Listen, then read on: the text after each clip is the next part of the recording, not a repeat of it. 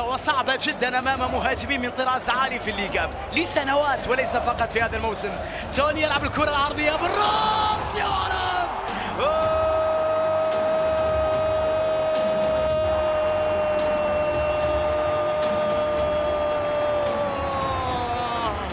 رجل المهمات المستحيلة، نعم، القائد الكابيتانو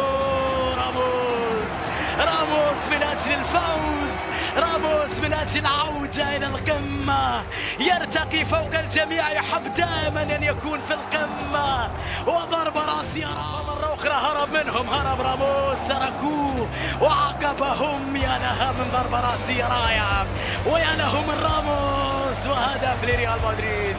القائد الذي دائما ما كان ملهما لريال مدريد، دائما ما كان مهما في الأوقات الصعبة. والكرة متاحة من جانب توني، كروس على تنفيذ خطأ لمدريد. توني يلعب الكرة العرضية بالراس والثاني. ليلة الكابيتانو، نعم راموس، وكيف يخسرون ولديهم هذا راموس.